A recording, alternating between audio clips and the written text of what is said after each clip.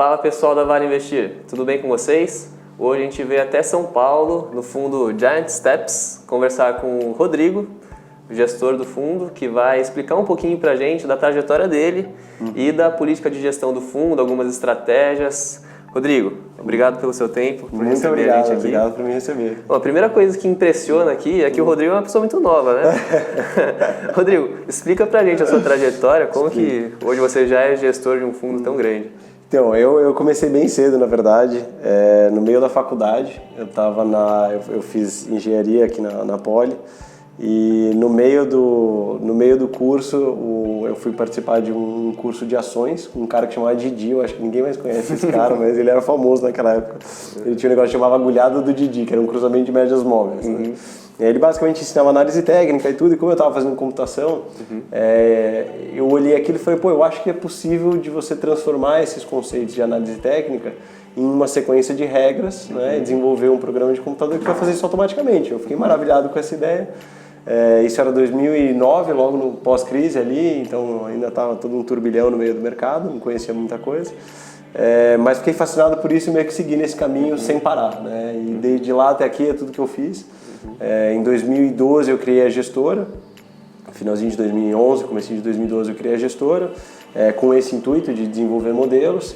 E essa é a história. E basicamente investimos muito em trazer muitas pessoas, em trazer inteligência para dentro desse processo. E a gestora foi evoluindo a partir daí. Né? A criação da gestora foram em 4 sócios, eu e mais 3. Os meus outros 2 sócios são mais velhos do que eu. Os meus 3 sócios são mais velhos do que eu, mas um deles ele tem quase 50 anos. Mais de 20 anos de mercado, então o cara... É o sênior. É o mais sênior, é o nosso cabelo branco. Aí depois a gente tem o Christian, que também é um cara, enfim, sensacional, um gênio da matemática, que também está há muitos anos no mercado. E o Flávio, que é meu irmão, que cuida da parte de relacionamento com investidores. Né? E aí nós 4 formamos a gestora com esse intuito de realmente utilizar tecnologia e matemática na gestão. Entendi. Bom, pelo que o Rodrigo explicou pra gente aqui, vocês já devem estar imaginando que se trata de um fundo quant, né? Falou de agulhada do Didi, análise técnica. Rodrigo, me explica o que mais te motivou de criar uma gestora quant e não uma gestora para fundos macro tradicionais? Perfeito. Bom, só deixar uma coisa clara, que a gente não usa agulhada do Didi, tá? Isso foi só... Foi só que despertou a curiosidade.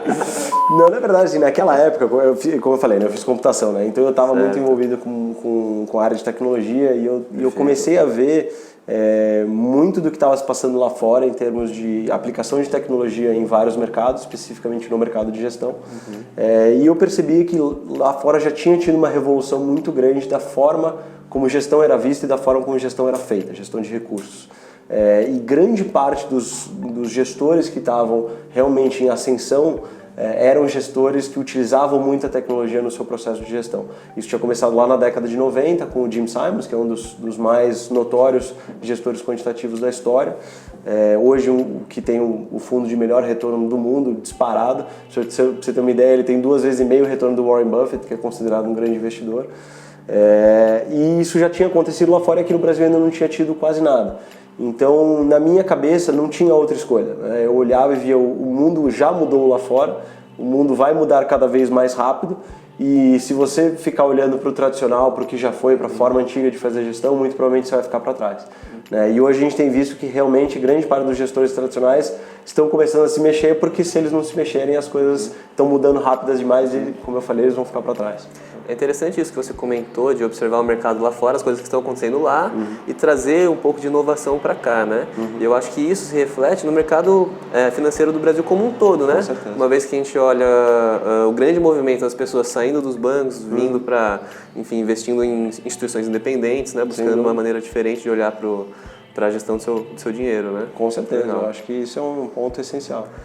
Você pode explicar um pouquinho melhor para a gente o processo de investimento? Porque o fundo Quant, ele utiliza de algoritmos para analisar o passado e tentar prever uma tendência para o futuro e gerar valorização para o investidor que investiu aqui no fundo. Sim. Assim, eu gosto ao máximo de tentar desmistificar um pouco essa questão da gestão quant, né? o que eu falei assim é muito verdade. No final das contas, a gente está usando um processo que é muito tradicional de investir, mas a gente está agregando a esse processo muita tecnologia e muita matemática, né? Porque no final das contas, como é que é um processo tradicional, um gestor macro que vem fazendo gestão aí nos últimos 20 anos aqui no Brasil? Ele essencialmente ele tem uma forma de pensar que ele foi desenvolvendo ao longo do tempo, trabalhando com a experiência que ele teve ou em bancos ou em tesourarias, etc. E essa forma de pensar é meio que um modelo que ele criou de como o mercado funciona e onde que existem ineficiências que ele pode explorar e ganhar dinheiro, né? O que a gente procura fazer é a mesma coisa, só que ao invés de a gente simplesmente confiar na nossa experiência, a gente procura pegar esse modelo de como o mercado funciona, colocar no papel, né, escrever em regras claras. Olha, a regra é toda vez que o crescimento está assim, a inflação está assim, as ações tendem a se valorizar. Essa é a minha regra, é o que eu acredito. E aí eu pego essas regras e testo. Eu vou realmente olhar para a história ao longo dos últimos 100 anos e vou ver se isso fez sentido.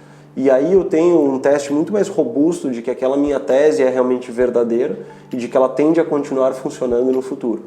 E aí, a partir daí, como eu já tenho essa regra clara, escrita, eu pego isso e coloco num programa de computador para rodar automaticamente no dia a dia, né? Então esse é o algoritmo. O algoritmo, na verdade, é o meu modelo transformado em uma regra clara e passado para um programa de computador. Mas no final das contas, sempre tem o ser humano por trás, tendo a ideia, tendo a criatividade, entendendo do mercado a tal ponto que ele consegue escrever isso no papel. Então, às vezes, muitas pessoas falam para mim, pô, mas como é que você vai confiar nessa caixa preta, né? nesse fundo que ninguém sabe nada, mas as minhas regras estão escritas no papel. Né? Não é a mesma coisa que você pode falar de um gestor tradicional que tem a forma dele de pensar e cada vez ele vai te contar uma história. A história é linda, mas será que é verdadeira? Será que é o que ele seguiu de fato? E se ele passar mal num dia, se ele se divorciar, se ele estiver mal emocionalmente, como que será que vai ser a atitude dele, né? E o nosso modelo, ele é uma regra clara, não tem como fugir daquilo. Então tira um pouco do fator humano, assim, do ponto de vista do risco, né? Exatamente. Às vezes a pessoa não está passando por um momento que ela está pensando com clareza, e nesse quesito o fundo quant tem um diferencial perfeito, muito grande. Porque assim, no final das contas, quando você investe num fundo, você está investindo em uma estratégia, né, que, enfim, pode ter história, pode não ter, mas no nosso caso a gente tem um histórico relativamente longo, e que você quer que essa estratégia continue seguindo da mesma forma, ou seja, os limites de risco vão ser seguidos, os controles que foram feitos vão continuar a serem feitos, e quando você não tem o ser humano na jogada, a gente sempre tem uma certa dúvida de que isso vai continuar acontecendo. Agora, quando você tem realmente as regras escritas e não tem como sair daquilo, a gente acha que é muito mais confiável. E falando de regras escritas, algoritmos, né, que ajudam a formular uma tese de investimento, até onde vai a ajuda do algoritmo? Por exemplo, ele te ajuda a escolher ações baratas, por exemplo? Então, a gente pode fazer bastante coisa, na verdade, né? Tem uma imensidade de dados e informações que a gente pode utilizar para fazer a análise e escolher onde investir. Uma dessas informações pode ser, por exemplo, demonstrações financeiras. Então eu vou olhar o demonstrativo de resultados da empresa, eu vou olhar o balanço daquela empresa e eu vou analisar a robustez e a segurança financeira que aquela empresa tem para justificar a minha compra daquela ação, né? E se eu identificar que aquela ação está barata em relação às outras, eu posso fazer isso usando a estatística, usando a matemática e a tecnologia do meu lado. Então sim, eu posso utilizar a tecnologia para analisar se uma empresa está barata ou cara, e eu posso utilizar uma variedade de outras informações, né? Eu posso utilizar o preço, eu posso utilizar a estrutura de mercado, o book de ofertas, eu posso utilizar sentimento de mercado, notícias, mídias sociais, enfim, tem uma vasta quantidade de dados possíveis que a gente pode analisar, interpretar e utilizar na gestão. Perfeito. E falando um pouquinho agora do fundo que eu acredito que é o carro-chefe da casa, que é o Visia Zaratustra. É um nome. Né? A gente Inclusive o nome, para você investir tem que falar 3 vezes seguidas, aí você pode investir nele. Eu estou brincando, a gente não teria investidores, se fosse assim, né? O nome vem de um livro de Nietzsche que chama Assim Falou Zaratustra. E Zaratustra é um profeta, ele desce da montanha com uma nova filosofia, anunciando que chegou uma nova era, só que ninguém ouve ele, né? Ele fica lá pregando no deserto sozinho. E a gente se sentiu um pouco assim assim que eu deixei abrir o fundo. A gente tava lá, o mundo mudou, a tecnologia é importante, blá, blá, blá, e ninguém queria ouvir, né? Aí, no final das contas, até que foi um nome propício, mas é um nome difícil de falar.